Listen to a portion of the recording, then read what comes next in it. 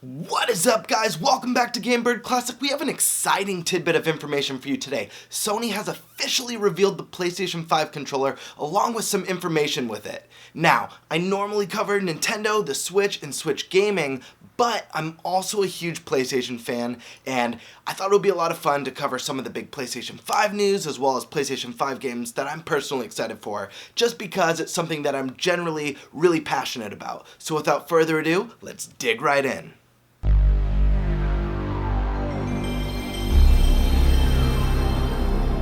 So my initial thoughts on seeing this was that I absolutely love it. I am so happy to see Sony kind of doing something different this time with the controller. They've kind of stuck to the same formula since the first PlayStation. Other than adding analog sticks to the original controller, there hasn't really been a major design change in the PlayStation controller. It's maintained that same shape and kind of that same feel. Granted, it feels a lot better on the PlayStation 4 and more ergonomic as time's gone on, but all in all, it's maintained that same kind of look throughout the years. This, on the other hand, completely changes things up. It gives it almost like a fusion of the DualShock 4 and the Nintendo Switch Pro controller. I really love the color palette on this thing. The white controller with the black accents just really makes this pop. However, for those of you who hate the color choice, I wouldn't worry too much as I know Sony will be offering many color variations for this. Another design choice that I love is how they replaced the circular home button with the black PlayStation logo. It looks much better in my opinion. You'll also notice the sleek new look of the directional buttons and the face buttons. They're in this clear plastic with gray print, giving it a very clean and modern look. Reminds me of the A button on the Wiimote. The share button has been replaced with the create button, and the blue light has been moved from the top of the controller to the edges of the touchpad. Hopefully minimizing this light gives some extra battery life, something the PlayStation 4 controller is not really known for.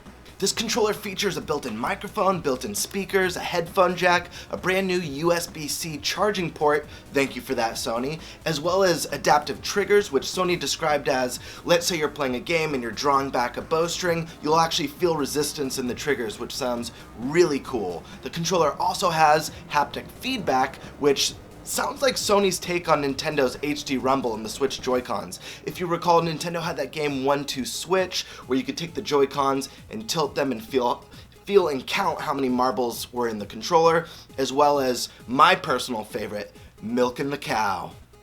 Just milking that cow.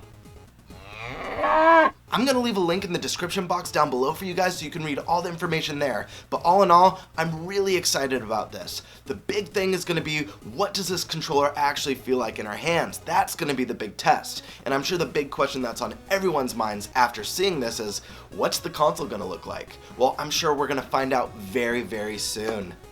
Alright guys, that is it for today. Let me know what you think about Sony's PlayStation 5 controller in the comment section down below. Do you love it? Do you hate it? Do you not really care what it looks like? You just want the PlayStation 5 now? Let me know. Hit that like button if you enjoyed this video, hit that subscribe button, and smash that notification bell so you can see when I upload next, and I'll see you all on the next Gamebird Classic. Peace. What are you doing? I still have tons more videos that you need to check out right now. You can start with this one, or this one. Oh, and don't forget to subscribe.